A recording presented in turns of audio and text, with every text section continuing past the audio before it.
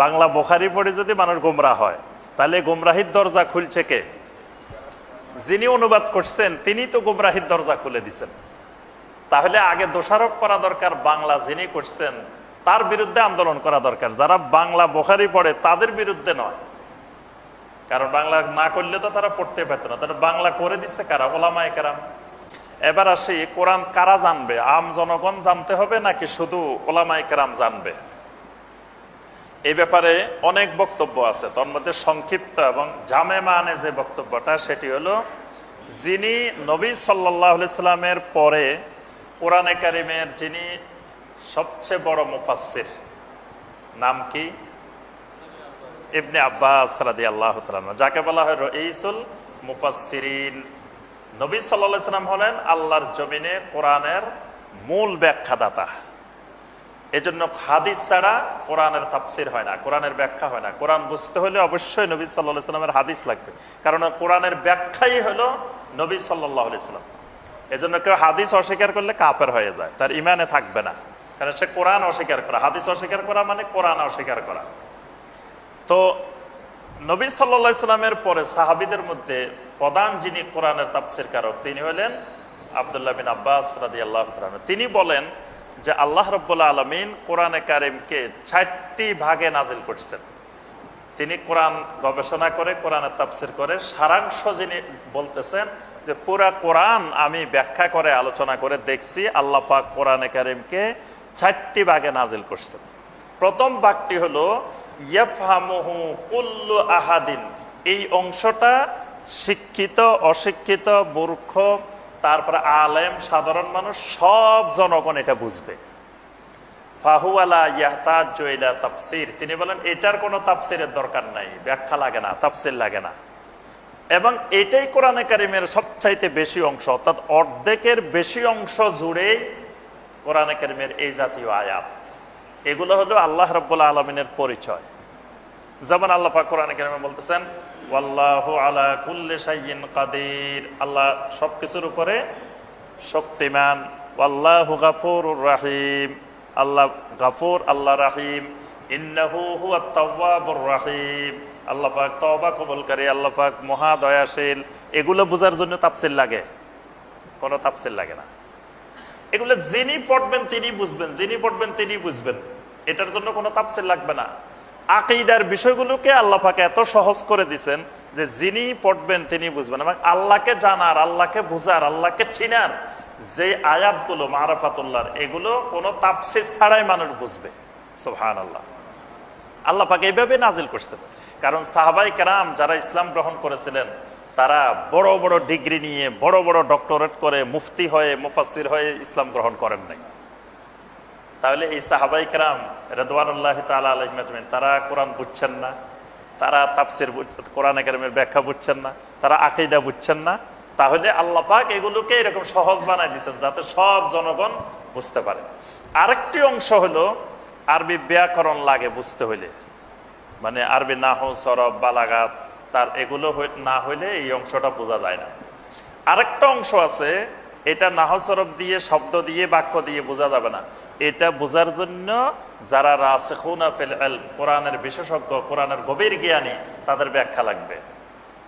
আরেকটি অংশ আছে মা লা ইয়ালামু তাবিলাহু ইল্লাল্লাহ, যেটার সঠিক ব্যাখ্যা আল্লাহ ছাড়া কেউ জানেন না, যেমন হুরুফে মুকাত্তাআত গুলো। তাহলে এখানে আমরা দেখতে পাচ্ছি যে অর্ধেকের বেশি কোরআনে কারিমের বেশিরভাগ অংশ কোনো প্রকার তাফসীর ছাড়াই বোঝা যায়। আর কিছু অংশ আছে এগুলো বোঝার জন্য মুফাসসিরিনে কেরামদের সহযোগিতা নিতে হয়। তাহলে কোরআনে কারিম বোঝার জন্য বড় মুফাসসির, বড় মুফতি, বড় মুহাদ্দিস হতে হবে এটা জরুরি বিষয় নয়। কারণ যারা তাফসীরগুলো লিখছেন তারা আম জনগণ যাতে বুঝতে পারে এই জন্য তাফসীর লিখছেন, না হয় তাফসীর লেখার দরকার কি ছিল?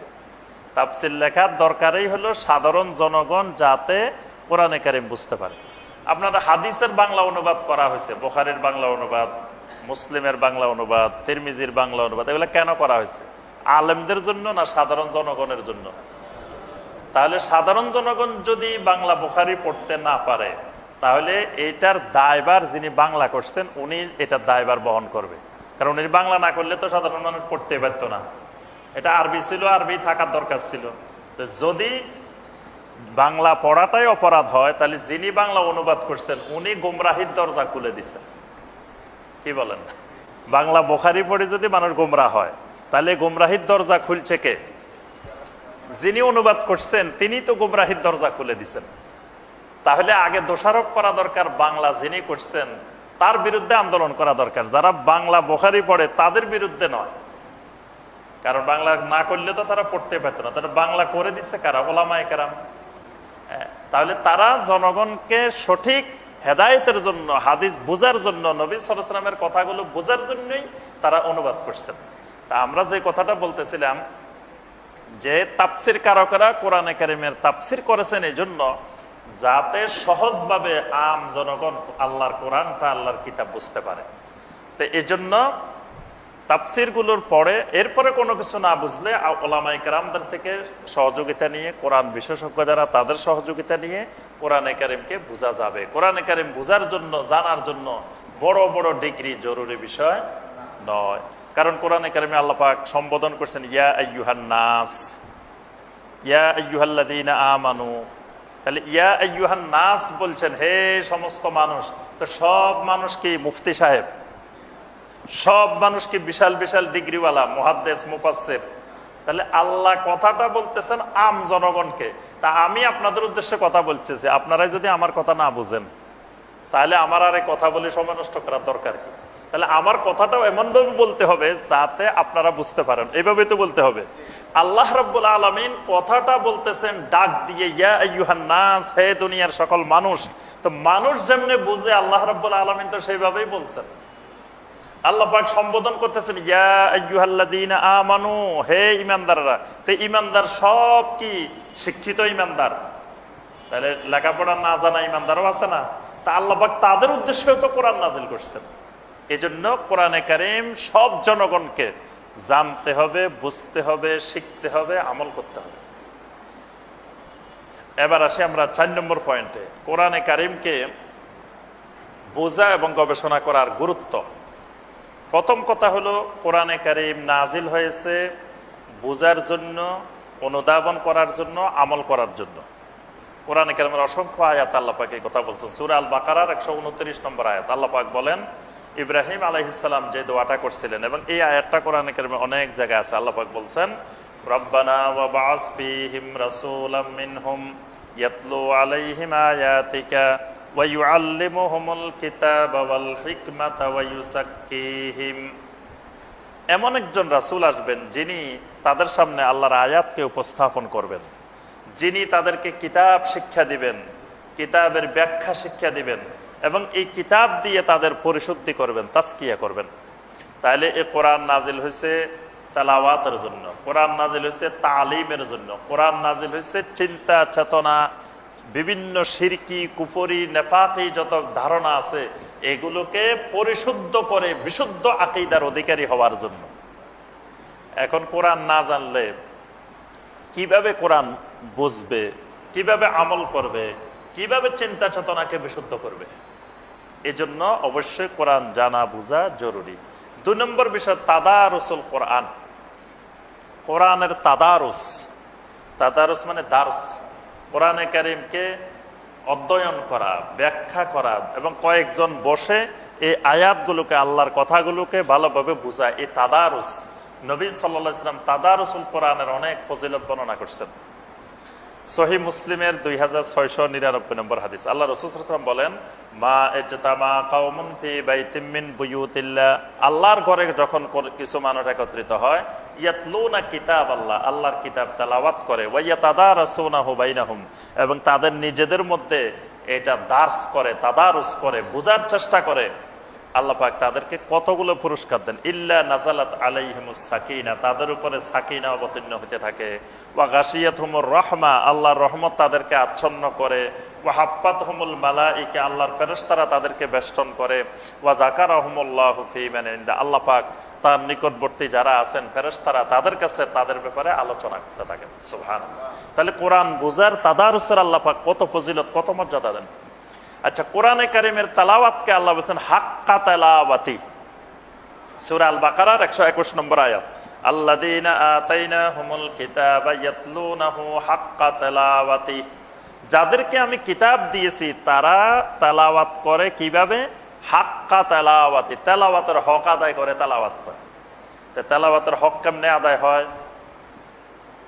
এই জন্য মুফাসসিরিনে কেরাম বলছেন তেলাওয়াতের অর্থ দুইটা। তেলাওয়াত মানে আমাদের দেশে সাধারণভাবে আমরা তেলাওয়াত মানে বুঝি, না বুঝি খালি পড়া, এটাকে আমরা তেলাওয়াত মনে করি। যে একটা কোরআন তেলাওয়াত করেন তো অর্থাৎ কোরআন তেলাওয়াত করছেন, শুধু পড়ছেন, আরবিটা পড়ছেন, এটাকে মনে করি আমরা শুধুমাত্র তেলাওয়াত।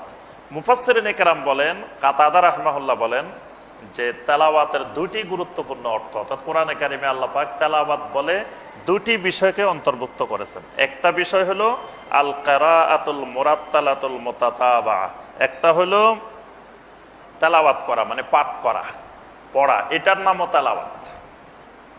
এবং নবী সাল্লাল্লাহু আলাইহি ওয়াসাল্লাম বলেছেন আল্লাহ পাক আমাকে নির্দেশ দিয়েছেন আন আকুনা মিনাল মুসলিমিন ওয়া আন আতলুয়াল কোরআন। এটা সূরা আন-নামলের 91 এবং 92 নম্বর আয়াত। নবী সাল্লাল্লাহু আলাইহি ওয়াসাল্লাম বলেন ওয়া উমিরতু, আমি নির্দেশ প্রাপ্ত হয়েছি আন আকুনা মিনাল মুসলিমিন, যেন আমি মুসলিমদের অন্তর্ভুক্ত হই, ওয়া আন আতলুয়াল কোরআন, এবং আমি কোরআন তেলাওয়াত করি।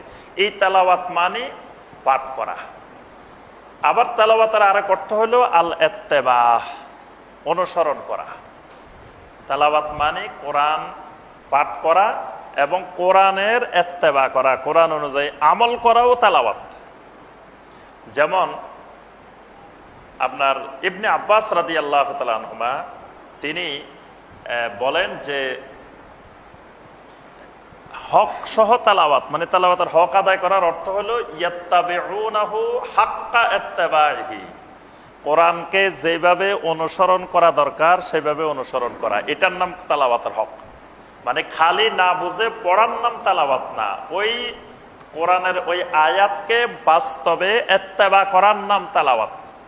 এবং তিনি দলিল দিয়েছেন সূরা আল কামারের 2 নম্বর আয়াত, ওয়াশ শামসি ওয়া দুহাহা ওয়াল কামারি ইযা তালাহা ওয়াল কামারি ইযা তালাহা। আল্লাহ পাক বলছেন ওই চাঁদের কসম, যে চাঁদ সূর্যকে তেলাওয়াত করে। চাঁদ কি করে? সূর্যকে তেলাওয়াত করে। তালাহা, তালাহা মানে তেলাওয়াত করে। কাকে? সূর্যকে তেলাওয়াত করে। তো চাঁদ সূর্যকে তেলাওয়াত করে মানে সূর্যকে অনুসরণ করে, সূর্যের ইত্তিবা করে। তো কোরআন তেলাওয়াত করে মানে কোরআনের ইত্তিবা করে। কোরআন পড়ে, কোরআনের আমল নাই, এটার নাম কোরআনের হক আদায় হয় নাই, তেলাওয়াতের হক আদায় হয় নাই। হক আদায় করে তেলাওয়াত মানে কোরআনের যে আয়াতটা পড়লাম, এটা বুঝলাম, বুঝে আমল করলাম, এটার নাম হলো হাক্কা তেলাওয়াতি। এটাকেই হলো পরিপূর্ণ তেলাওয়াত। আল্লাহ পাক এইভাবেই তেলাওয়াত করতে বলছেন আমাদেরকে।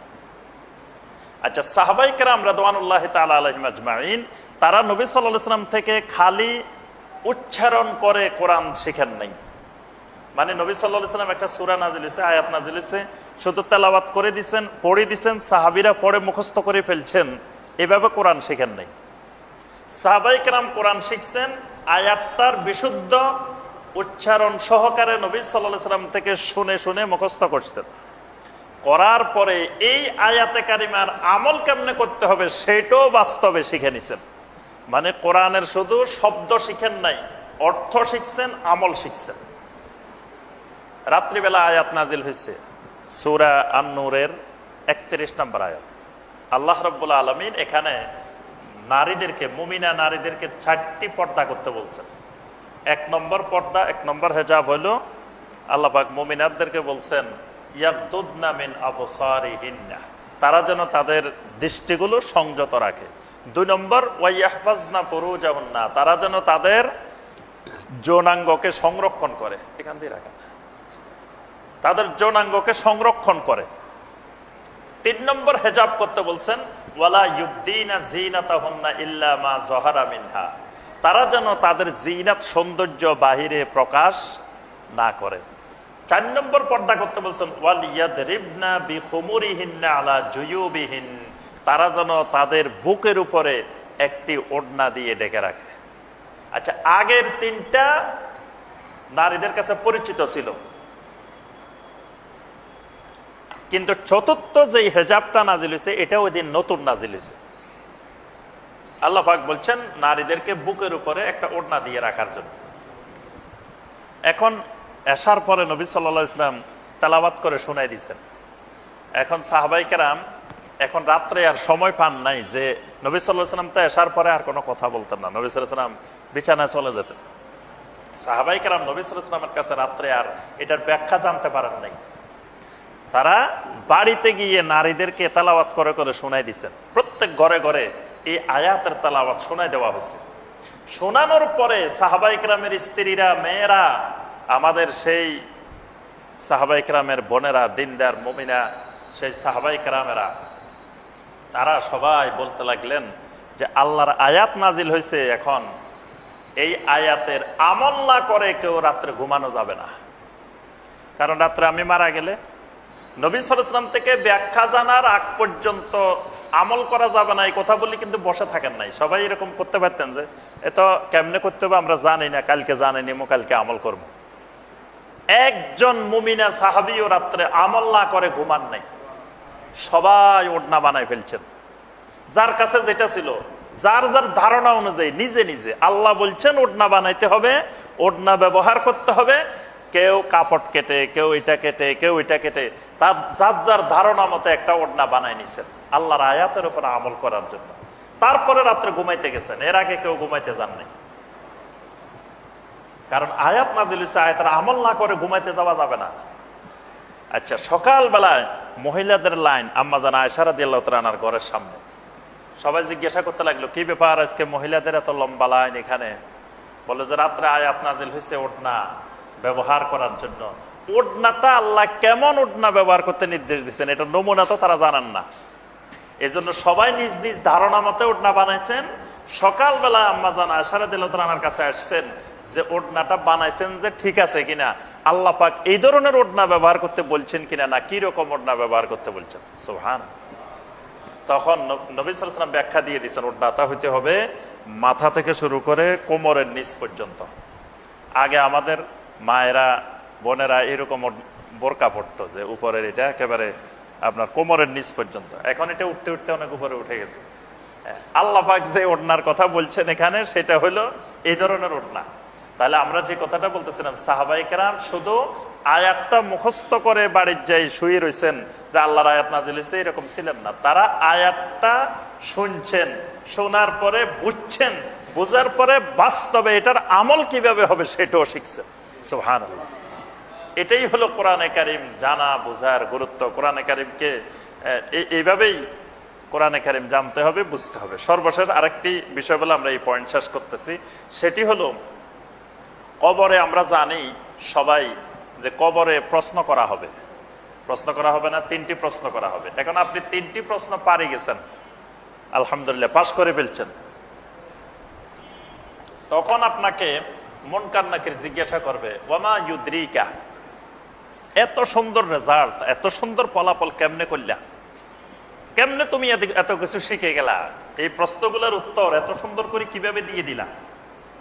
তখন আল্লাহর বান্দা বলবে কারাআতু কিতাব আল্লাহ, আমি তো দুনিয়াতে আল্লাহর কিতাব পড়েছিলাম, তুমি আমার চিনো নাই, আমি কোন জায়গার স্টুডেন্ট। আমরা কারাআতু কিতাব আল্লাহ, আমরা আল্লাহর কিতাব পড়ছিলাম দুনিয়াতে। ফাআমানতু বিহি ওয়া সাদ্দাকতু, আল্লাহর কিতাবের উপরে ঈমান এনেছি, সত্যায়ন করেছি, আমল করেছি। সুবহানাল্লাহ। তাহলে যারা পাশ করবে তারা বলবে কারাআতু কিতাব আল্লাহ, আমরা আল্লাহর কিতাব পড়েছিলাম দুনিয়াতে। আচ্ছা, যারা ফেল করবে, পারবে না প্রশ্নের উত্তর, তখন ফেরেশতারা তাদেরকে বলবেন ফায়ুকালু লা দারাইতা ওয়ালা তালাইতা, আরে বেয়াক্কল বেয়াদব, দুনিয়াতে কোরআন ছিল না তোদের সামনে, লা দারাইতা ওয়ালা তালাইতা, কোরআন পড়লিও না বুঝলিও না। মানে এই বেয়াদব এই ছাত্রগুলোর প্রতি এমন খেপা খেপবে মুনকার নাকির, বলবেন যে লা দারাইতা ওয়ালা তালাইতা। লা দারাইতা মানে তোরা জানতে পারস না দুনিয়াতে, তালাইতা মানে তালাওয়াত করস নাই। কি তালাওয়াত? কোরআন তালাওয়াত। তাহলে এই প্রশ্নগুলোর উত্তর দিতে হলে কি লাগবে? কিতাবুল্লাহ। যারা উত্তর দিবে তারা বলবে কারাআতু কিতাব আল্লাহ, যারা পারবে না তাদেরকে মালাইকারা বলবেন লা তালাইতা ওয়ালা দারাইতা, তালাওয়াত করতে পারছিল না, জানতে পারছিল না দুনিয়াতে। আল্লাহ রাসূল সাল্লাল্লাহু আলাইহি ওয়াসাল্লাম কিয়ামতের দিন আল্লাহর কাছে বিচার দিবেন, ওয়াকালা রাসূল ইয়া রাব্বি ইন্না কওমি ইত্তাখাযু হাযাল কুরআনা মাহজুরা। হে রব, এই আমার কওম এরা দুনিয়াতে কোরআনকে পরিত্যক্ত অবস্থায় ফেলে ধরে রেখে দিয়েছিল। এই মাহজুরার তাফসীর করেছেন মুফাসসিরিনে কেরাম। মাহজুরা মানে যারা কোরআন শিখে না, জানে না, বুঝে না, আমল করে না, কোরআনের সাথে সম্পর্ক নাই, এরাই হলো মাহজুরা। এরা কোরআনকে পরিত্যাগ করছে, কোরআনকে ছেড়ে দিছে, কোরআনের সাথে সম্পর্ক নাই, কোরআনের সাথে তাআল্লুক নাই। যতগুলো জিনিস আল্লাহর কাছে শাফাআত করবে তার মধ্যে কোরআনও একটা। কোরআন আল্লাহর কাছে শাফাআত করবে যারা কোরআনের সাথে সম্পর্ক গভীর করবে। এজন্য আমাদেরকে অবশ্যই কোরআনে কারীম জানতে হবে, বুঝতে হবে, শিখতে হবে। আল্লাহ পাক এলেমটা হলো মহা এলেম, আর আমাদের এলেম হলো একেবারে মানে জাররা পরিমাণ। ওয়ামা উতিতু মিনাল ইলমি ইল্লা কলিলা, আমাদের এলেম হলো কলিল। আচ্ছা, এখন মহাজ্ঞানী যদি মহাজ্ঞান দিয়ে কথা বলতেন তাহলে আমরা কোনো কথা বুঝতাম না। আল্লাহর কথা বোঝার জন্য যে জ্ঞান, ওই জ্ঞান কিন্তু আমাদের নাই। এই জন্য আল্লাহ রাব্বুল আলামিন কোরআনে কারীমকে এত সহজ করে দিয়েছেন, ওয়ালাকাদ ইয়াসসারনাল কুরআনা লিযিকরি ফাহাল মিন মুদ্দাকির। এত সহজ করে দিয়েছেন যাতে আমরা সামান্য ইলম দিয়ে আল্লাহর কথাগুলো বুঝে যাই। সুবহানাল্লাহ। এটা আল্লাহর মহা ইলম দিয়ে যদি কোরআন নাজিল করতে আমরা কিছুই বুঝতাম না। এজন্য আল্লাহ পাক একেবারে সহজ করে দিয়েছেন। আবার এর অর্থ এই নয় যে এত সহজ করছেন যে কোরআন বোঝার জন্য হাদিস লাগে না। যে আহলে কোরআন নামক যে ভ্রান্ত ফেরকা, যে কুফরি মতবাদ, তারা বলে যে আল্লাহ তো কোরআনকে সহজ করে দিয়েছে, ওয়ালাকাদ ইয়াসসারনাল কুরআন, এটা বোঝার জন্য আবার হাদিস লাগবে কেন? এটা তো যে পড়বে সে বুঝবে। এটার অর্থ এই নয়। লাকাদ ইয়াসসারনাল কুরআন মানে যে আল্লাহ পাকের মহা এলেম দিয়ে শক্ত ভাষায় কোরআন নাজিল করেন নাই। কোরআনকে আল্লাহ পাক সহজ করছেন যাতে আমাদের অল্প এলেম দিয়ে আমরা আল্লাহর কথাটা বুঝতে পারি। আচ্ছা, আলামাত ও তাদাব্বুর, সর্বশেষ পয়েন্ট সেটি হলো যখন আমরা কোরআন বুঝবো আমাদের মধ্যে কিছু প্রতিক্রিয়া দেখা দিবে, আমাদের মধ্যে কিছু আলামত দেখা দিবে। এক নম্বর আলামত যে যখন কোরআনে কারীম শুনবো, পড়বো, তখন চোখে পানি আসবে। এক নম্বর আলামত। দেখবেন মক্কা মুকাররমায়, মদিনা মুনাওয়ারায় যখন ইমাম সাহেবেরা কোরআনের আয়াতগুলো তেলাওয়াত করে, ইমাম সাহেবও কান্দে, মুসল্লিও কান্দে। দেখছেন না? ইমাম সাহেব একটা আয়াত, শেখ সোদাইস হাফেজাহুল্লাহ যখন তেলাওয়াত করে অনেক আয়াত, উনি তেলাওয়াত করেন, উনি কান্দেন, জনগণ শ্রোতারাও কাঁদতেছেন। কিন্তু আমাদের দেশে আমরা ইমামেরাও কান্দি না, মুসল্লিও কান্দে না, বরং আরো উল্টা ফতোয়া দিই যে কানলে নামাজ ভাঙ্গি দিই, যাতে কেউ বলেও না কান্দে। এই জন্য বলি যে খবরদার, নামাজের ভিতরে কান্নাকাটি করলে আপনার নামাজ ভেঙে দেব। তো আপনার এই যে কাঁদে কেন তারা? আমরাও কিন্তু ওই তেলাওয়াত শুনি, তো হয়তো আমরা আবেগে পড়ি, ওনার তার কান্না শুনে কান্দি, কিন্তু আসলে ওই তেলাওয়াত কথাটা যারা বুঝছে তাদের কান্নাটা অটোমেটিক আসবে। আর না বুঝলে তো কান্না আসবে না। কোথায় জাহান্নামের কথা বলতেছে, কোথায় জান্নাতের কথা বলতেছে, কোথায় কি বলতেছে, এটা না বুঝলে আপনি কান্না আসবে কিভাবে? এজন্য আল্লাহ পাক সূরা আল মায়েদা 83 নম্বর আয়াতে বলছেন, ওয়াইজা সামিউ মা উনজিলা ইলার রাসূল তারা আয়ুনাহুম তাফিদু মিনাদ দাম', যে তাদেরকে আপনি দেখতে পাবেন যে তাদের চোখগুলো অশ্রুসিক্ত হয়ে গেছে। এজন্য আবু বকর রাদিয়াল্লাহু তাআলা আনহু সালাতের মধ্যে দাঁড়াইলে খালি কাঁদতেন। কান্নার জন্য তিনি তেলাওয়াত করতে পারতেন না। একটু তেলাওয়াত করেই উনি কান্নাকাটি করতেন শুধু সালাতের ভিতরে, আবু বকর রাদিয়াল্লাহু তাআলা। কেন? তিনি বুঝতে পারতেন। এজন্য কোরআন বোঝার আলামত হলো তার ভিতরে কান্না আসবে। আর কলব হলো সবচাইতে কঠিন, এটা পাথরের চাইতেও কঠিন। পাথর কিসের কঠিন? তার চাইতেও বড় কঠিন হলো কালব। এটাকে নরম করার সবচাইতে উপযুক্ত, সবচাইতে বেশি উপযোগী মেডিসিন হলো কোরআন। এজন্য আল্লাহ পাক বলেন, ইন্নামাল মুমিনুনা আল্লাযীনা ইযা যুকিরাল্লাহু ওয়াজিলাত কুলুবুহুম ওয়া ইযা তুলিয়াত আলাইহিম আয়াতুহু যাদাতহুম ঈমানা। তাদের ঈমান বাড়তে থাকে, অন্তর কেঁপে ওঠে আল্লাহর তেলাওয়াত শুনলে। এরপরে আপনার নিজের ভিতর থেকে খাশিয়াতুল্লাহ তৈরি হবে। যত আল্লাহর কোরআন বেশি বুঝবেন, যত বেশি তেলাওয়াত করবেন, খাশিয়াতুল্লাহ তৈরি হবে। তারপর ঈমান বৃদ্ধি পাবে, আল্লাহর ভয় তৈরি হবে, আল্লাহর আনুগত্যের প্রতি, ইবাদতের প্রতি আপনার আগ্রহ বেড়ে যাবে। দেখবেন একজন মুসল্লি, কোরআন জানা মুসল্লি আর কোরআন না জানা মুসল্লি, দুইজনের সলাতের মধ্যে খুশু খুজু অনেক পার্থক্য হবে। যিনি কোরআন বুঝতে পারেন, জানতে পারেন, ইমাম সাহেব যে আয়াতগুলো তেলাওয়াত করতেছে ওনার মনোযোগ থাকবে এই আয়াতগুলোর দিকে। আর যিনি বুঝেন না উনি দোকানের হিসাব নিয়ে ব্যস্ত থাকবেন, বা বাহিরের অনেক বাজার করতে গেছেন, সেখানে কারে টাকা বেশি দিয়ে দিচ্ছেন, কম দিয়ে দিচ্ছেন, এগুলো মিলানোর কাজে ব্যস্ত থাকবেন। আর যিনি বুঝতে পারবেন কথাগুলো, তেলাওয়াতগুলো, তিনি তেলাওয়াতের কথাগুলো নিয়ে ব্যস্ত থাকবেন। এই জন্য এই আলামত দেখা দিবে যে জিয়াদাতুল খুশু, খাশিয়াতুল্লাহ এগুলো বৃদ্ধি পাবে। এই জন্য সম্মানিত ভাই ও বোনেরা, আমাদের সবাইকে অবশ্যই কোরআনে কারিম শিখতে হবে। কোরআনে কারিম প্রথমে আরবি তেলাওয়াতটা বিশুদ্ধ করে, সহি করে শিখতে হবে, কারণ সলাত আদায়ের জন্য বিশুদ্ধ তেলাওয়াত জরুরি। এরপরে এটার অর্থ জানতে হবে, এরপরে এটার তাফসীর জানার চেষ্টা করতে হবে, এরপরে এটাকে বাস্তব জীবনে কোরআনের আমল গড়ে তুলতে হবে। এভাবেই আমরা দুনিয়াতেও শান্তিতে, প্রশান্ত চিত্তে বসবাস করতে পারবো, আখিরাতেও ইনশাআল্লাহ নাজাত পাবো। আল্লাহ পাক আমাদের সবাইকে তৌফিক দান করুন। আল্লাহ রাব্বুল আলামিন এই শরীটোলা যে তালিমুল কোরআন কমিটি, আল্লাহ পাক এটাকে কবুল করুন। এর মাধ্যমে আল্লাহ পাক এই এলাকার সব ভাইকে কোরআনে কারিম শিখার, জানার, বোঝার আল্লাহ পাক তৌফিক দান করুন। আমিন ইয়া রাব্বাল আলামিন। সম্মানিত ভাই ও বোনেরা, তো আমার আলোচনা শেষ। আমার কয়েকটা গুরুত্বপূর্ণ বই আছে, বইগুলো আপনারা এখানে পাবেন। একটা মহামারীর উপরে বই আছে, যে মহামারীকালীন ইসলামী নীতিমালা। এই বইটা আমরা ফ্রি দিয়েছি বিভিন্ন মসজিদে, তো এখানেও কিছু আনা হয়েছে, এগুলা দেওয়া হবে আপনাদেরকে। আর ইমানের 3 মূলনীতি, উসুলে সালাসার উপরে একটা বই আছে, ইসলাম ও ইমান ভঙ্গের কারণ, এটার একটা বই আছে, কালেমায়ে শাহাদাতের গুরুত্ব ও শর্ত। আমরা সবাই কালেমায়ে শাহাদাত পড়ে বসে আছি, কিন্তু এটার গুরুত্ব শর্ত বুঝি নেই। অর্থাৎ ইমানি বিষয়গুলো, আকীদার বিষয়গুলো। হজ উমরার উপরে একটা বই আছে। আর সর্বশেষ এখন প্রকাশিত হয়েছে সমাজে বহুল প্রচলিত 100 জাল হাদিস। এখানে 100টাই দেখবেন যে আপনারা সবাই জানেন, এত প্রচলিত, এত ব্যাপক প্রচলিত, অথচ এগুলো জাল হাদিস। এবং এই জাল হাদিসের উপরে আকীদা, আমল, কত কিছু শাখা প্রশাখা গজায় ভিত্তি স্থাপন করে বিশাল বিশাল বিল্ডিং হয়ে গেছে, কিন্তু নিচে ফাউন্ডেশন নাই। জাল হাদিস, জাল ফাউন্ডেশন, এটার উপরে বিশাল বিল্ডিংও উঠে গেছে। এই জন্য এই বাছাই করে আমি আমাদের ওস্তাদ ডক্টর আব্দুল্লাহ জাহাঙ্গীর রাহমাহুল্লাহ, তিনি হাদিসের নামে জালিয়াতি গ্রন্থে অনেকগুলো জাল হাদিস আনছেন।